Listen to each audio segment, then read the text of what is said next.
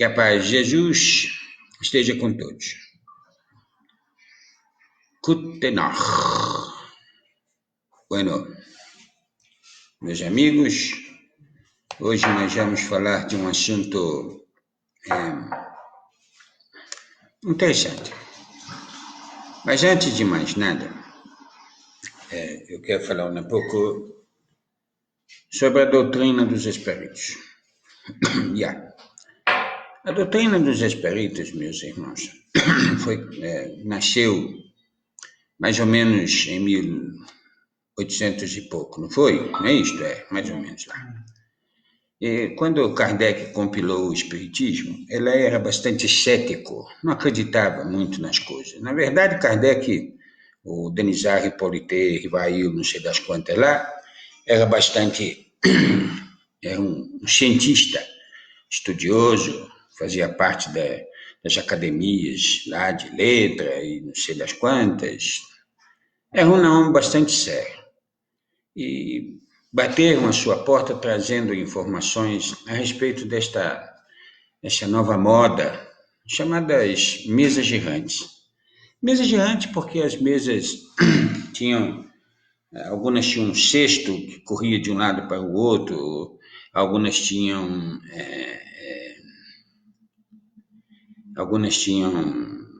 um pauzinho que dizia sim, não, uma série de coisas assim, mas era uma moda de salão que acontecia muito lá, por toda parte, mas aí no caso especificamente na França. E quando isso chegou para Kardec, para o Denisard, ele estava passando por algumas transformações na sua vida e acabou se interessando. Bom, resumindo, a partir daí ela recebeu de vários médiuns as informações a respeito desta nova ideia que nascia, uma ideia formada a partir de concepções inteligentes que obviamente vinham de mentes externas aos dos homens. Não era coisa dos homens. Eram explicações, eram comentários, eram ideias sobre vários assuntos, mas sempre ligados à religiosidade, quer dizer, a capacidade, o desenvolvimento do homem em se religar a Deus, não é? Esta é a função da religião, religar o homem a Deus. Até aquela época existiam a maioria das religiões, ou praticamente a religião que existia, neste caso, eram as religiões católicas e algumas outras lá.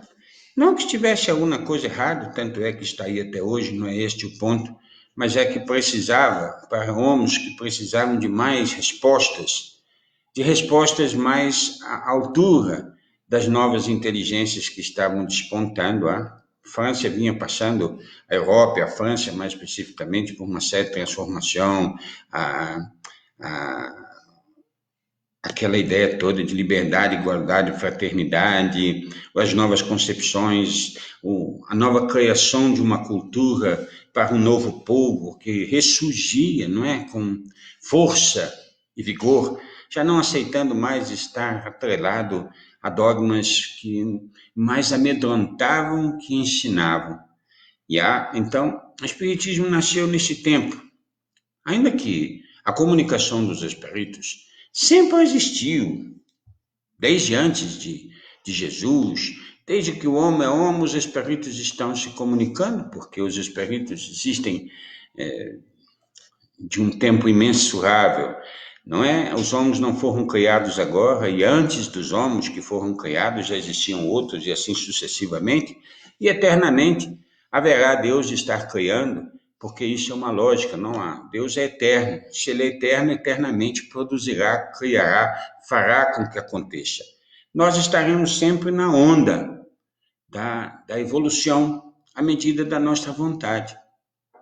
Com o advento do Espírito da Verdade, que foi mais ou menos o que o Espírito trouxe, começou então a era das perguntas e respostas, com mais ênfase na libertação, Porque o que mais acorrenta a criatura, meus irmãos, é a ignorância. A ignorância, ela é terrível. Por toda a época da humanidade, ela trouxe sempre consequências danosas. E sempre, infelizmente, até hoje, nós temos visto aí que homens existem que insistem em manter a, a, a população na ignorância, porque é mais fácil de conduzir. Isso por toda a globo terrestre, hein? Por toda parte existe esta. Então, isto é um entrave muito grande, a ignorância. E o Espiritismo veio trazer luz, verdade, veio libertar. Por exemplo, a primeira e mais importante, na minha opinião, pergunta do Livro dos Espíritos: que é Deus? Lá não se pergunta quem é Deus, se pergunta que é Deus, porque quem é um absurdo. Nós olhamos para a obra de Deus, que é magnânima, é excepcionalmente perfeita, mesmo nas maiores imperfeições que nós consideramos, está a perfeição porque tudo se liga, do átomo ao arcanjo, tudo se completa, tudo vai se interlaçando, interligando, tudo vai se completando.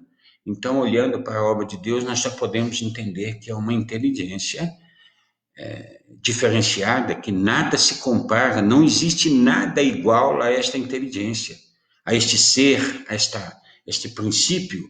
Então a pergunta é: que é Deus? E a resposta é: causa primeiro de todas as coisas, inteligência suprema. Quer dizer, quando nós falamos supremo, supremo é o que não tem mais nada acima, é o máximo, é o top, a rigor é o princípio. Então, olha só como o Livro dos Espíritos é inteligente, como ela traz uma sabedoria maravilhosa. Não poderia ser feito várias perguntas.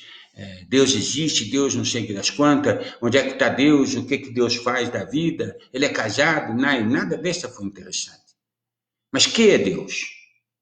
Causa primeiro de todas as coisas a inteligência suprema. Olha só, quando desta pergunta, a resposta causa primeira inteligência suprema, já trouxe toda a informação que nós poderíamos receber naquele momento. É lógico que esta pergunta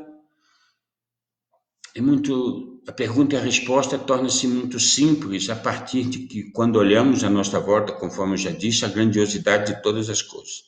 Daí a necessidade da continuidade. Mas outras perguntas foram formuladas e tivemos sempre respostas inteligentes, que se completou no Livro dos Espíritos. Aí nasceu a doutrina dos Espíritos. Mais tarde, nós entendemos ela como uma religião, porque também ela nos religa a Deus, não é? Mas a doutrina espírita é uma doutrina filosófica, é uma filosofia de entendimento, é um estudo. Não é? Conhecimento, estudo, busca. Filosofia é busca do conhecimento, é busca da vida, é conhecer a si próprio, por aí afora vai, não é? Os filósofos, o tempo todo, por toda a época que é da existência das criaturas, tinham filósofos filosofando e trazendo informações e ideias sobre muitos fatores. Bem antes do Cristo, nós tivemos outros que vieram trazer as suas ideias, que criaram conceitos, inclusive da reencarnação. Não é? Basta procurar aí. Foi o Platão? Não, foi Sócrates, o Platão, sei lá, qual um desses aí formulou e trouxe uma série de coisas que depois foi aprimorado, foi aperfeiçoado e provado por Jesus. A doutrina dos Espíritos, basicamente, meus amados irmãos, está em cima dos conceitos que Jesus deixou. A obra chama-se o Livro dos Espíritos. Mas dentro desta obra está todo o conteúdo moral que o Cristo veio trazer, de uma forma mais esclarecedora, menos tendenciosa, porque foram os homens que escreveram outras obras. Não adianta. Mesmo sob influência dos espíritos, outros homens escreveram as obras. Agora, o Pentateuco Espírita, o Livro dos Espíritos, foi escrito, ditado pelos espíritos diretamente.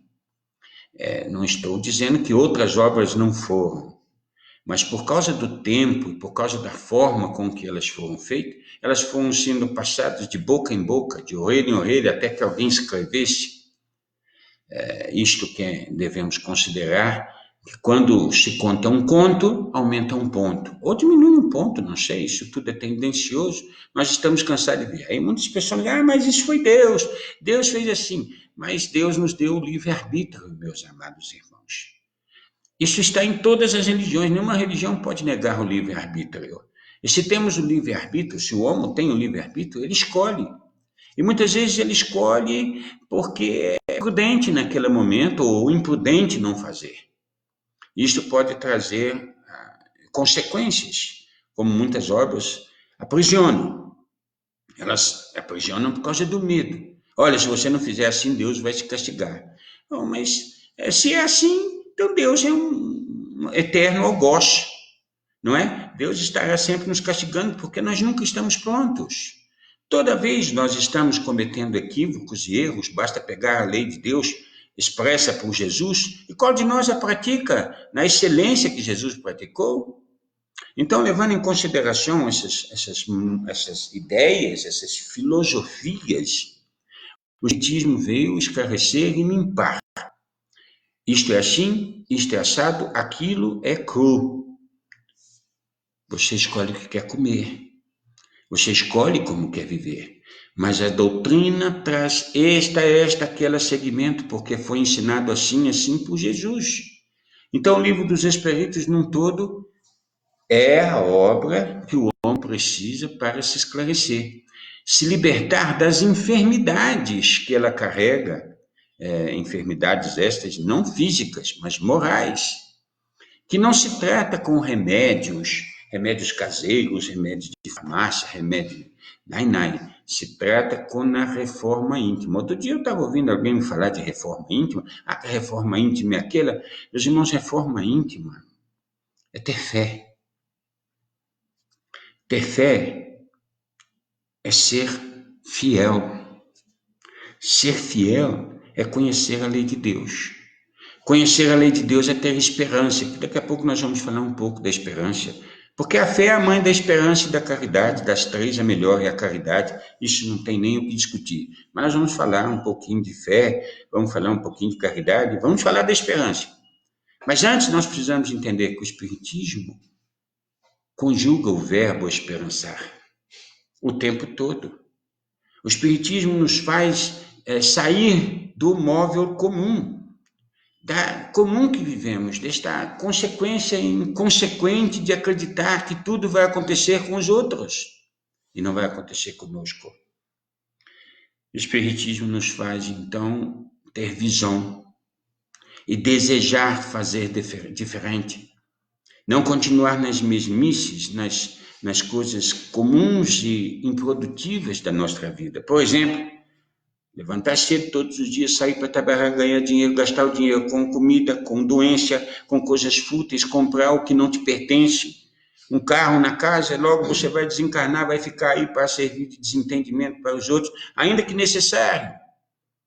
Pautamos sempre as nossas coisas em cima de coisas que, na verdade, não são nossas. Enquanto que as verdadeiras coisas que poderíamos mesmo fortalecer e adquirir, porque temos esperança para o futuro, deixamos de lado, que são as coisas da moral. Moral. Viemos tratar os vícios, as deficiências físicas, orgulho, vaidade, egoísmo e toda a monta de consequências viciosas desses princípios, substituindo com toda a monta do que se chama virtude, que está pautada na moral, que é por excelência a condição excepcional para nos tornarmos homens de bem. Ainda ontem tentamos falar um pouco desta, não é, Joel? Sobre o homem do bem, não foi, minha filha? Lá na Casa Espírita, mas é muito difícil falarmos da homem de bem. Porque o homem de bem que está expresso lá no Evangelho, no Livro dos Espíritos, no Céu e Inferno, na Gênesis, em toda a obra, é a perfeição. É o que precisa ser para se ver livre desses mundos de prova e expiação. Então não tem homem de bem sobre a terra. ou pelo menos, normalmente nós não os vemos, porque elas não aparecem, elas estão tão num ponto diferenciado que o que falta para elas é desencarnar para ir para um lugar melhor, não é ficar aí com esperanças tolas e vãs, não é? Que a Terra vai mudar e eu vou mudar junto, mesmo que eu não mereça, porque o amor cobre uma multidão de pecados. Isso não existe. As palavras de Jesus, elas são severas. Nenhuma ovelha se perderá, e até que todas as ovelhas não estejam prontas, não ocorrerá mudança. Então, nenhuma das ovelhas estão prontas, ou pelo menos a maioria esmagadora estão ainda mais tendenciosas ao vícios do que à virtude. Como que haveria mudança nestas coisas? Daí nós caímos no que o Espiritismo veio fazer, veio nos dar o diferencial para nos tornarmos melhores. Conhece a verdade vos libertará, disse Jesus. Mas o que significa esta? Que verdade? Pega o Pentateuco e comece a estudar. Saia do mesmice, do comum, do vulgar. Entra nas novas ideias, as ideias realmente avançadas que o Espiritismo traz. Não fica correndo atrás de esperanças falsas por causa da fé cega. Pauta a tua fé na verdade, para que tenha esperança segura. O que é esperança? Daqui a pouco nós vamos falar, mas olha só, uma definição bem simples. Esperança é a colheita de uma semeadura que se fez no solo fértil preparado a árduas charruas, trabalho para o crescimento. Então, esperança não é ficar esperando, não é do verbo esperar, é do verbo esperançar. É do verbo que eu fez, do verbo ação, não é do verbo esperança, e já ficar esperando, é do verbo produzir, para que lá na frente eu colha. Esperança não é que Deus vai fazer. Esperança é que eu faz, eu constrói, eu desenvolve, eu existe. Logo penso, ou penso logo existe. Não sei. É filósofo, é filosofia, mas o Espiritismo me diz apenas esta. Se você não produz, você não tem o que colher. Se você não faz, vai ter esperança do quê? Na verdade, a única esperança que você terá então é que nada vai acontecer. E é o que acontece com a maioria dos homens hoje, que estão aí se trancafiando, se afastando, se desiludindo, se iludindo, por causa de ideias vazias, de homens que só sabem semear o caos, o terror, a destruição, essas coisas que levam a maioria dos homens a esse estado fantasioso que vive. O Espiritismo veio acabar com isso tudo, meus irmãos. O Espiritismo veio dar uma nova luz, uma nova esperança para os homens. É uma estrela que nasce forte no horizonte de todas as criaturas, todas aquelas que abraçam. Se você não abraçou o Espiritismo, ainda não tem importância, tudo tem seu tempo. O Espiritismo é a doutrina da verdade. É a doutrina que fala simplesmente o que você deve fazer e pronto. Não te aprisiona em dogmas incertos, injustos, incompletos. Espiritismo é a libertação pela verdade. Espiritismo não tem remédio, não tem cura, não tem porcaria nenhuma nesse sentido, porque estas coisas já foram promovidas para os homens por intermédio dos médicos, da mediunidade, dos médiuns e do magnetismo, mas a cura do espírito está na libertação dela mesma, o que ela é. Agora, se eu não conheço a verdade, como é que eu vou me libertar? Agora vamos falar então da esperança. Esperança, ela é a sua mãe é a fé. Lembra? Fé é a mãe da esperança e da caridade. Das três, a melhor é a caridade. Pronto, nós já falamos da caridade. Não vamos falar muito hoje, não. Mas ter fé, então, se nós nos lembramos, é ser fiel. Não é? Ser fiel à lei de Deus. Eu não vou ter esperança se eu não conhecer a lei de Deus. É por esta que muitas pessoas falam, eu confio, eu acredito em Deus, eu tenho fé em Deus. E eu digo sempre, não, você tem crença em Deus. Você acredita que ele existe porque o nada não produz, então alguma coisa produziu, essa alguma coisa é Deus. Mas você tem fé em Deus? Ter fé em Deus é ser fiel a ela. Se eu sou fiel a Deus, eu conheço ela. Se eu conheço ela, eu conheço suas leis e não fico titubeando. Por exemplo, quando eu faço uma prece, ó Senhor meu Deus, desce sobre mim tua força, tua vontade, tua luz. Por que amanhã eu vou repetir essa prece? Eu já não pedi hoje? Eu não tenho fé que Deus existe, que Ele faz, que Ele acontece? Isso chama-se fé. A fé raciocinada me leva simplesmente à esperança. Eu pediu, eu sei que vai acontecer, eu não duvido. Isso é ter esperança. Esperança não é ficar pensando, apesar de eu não ter feito nada, Deus vai fazer. Não, espera aí. Deus vai me curar, Deus vai me amparar, Deus vai mudar a minha vida, mesmo que eu não mereça? Mesmo que eu não tenha feito nada esta? E aquelas outras que tanto fazem? E aquelas que estão construindo, lutando e trabalham dia e noite, e se entregam às suas famílias, são humildes, são probos? Deus vai estar com elas. Não comigo que não faço nada, que fico somente na esperança, só esperando do verbo esperar acontecer. Eu espero porque Deus vai fazer. Deus não vai fazer nada. Deus te deu a vida para a semeadura. Se a tua semeadura é boa, vai colher fruto bueno. Um homem que planta café, quando ele planta a muda da café lá, ele não vai esperança, ele não tem esperança de colher abóbora, a não ser que ele plante abóbora no meio, mas o que ele plantou foi café. Não é, Felipe? O que você tem no nariz? Vai passar por cirurgia hoje à noite. Põe um garfo com água para você frutificar, nós vamos fazer uma cirurgia. Amanhã você vai fazer uma água, ferver uma água, vai colocar 1 litro de água, você coloca um dente de alho. Alho, sabe o que é alho?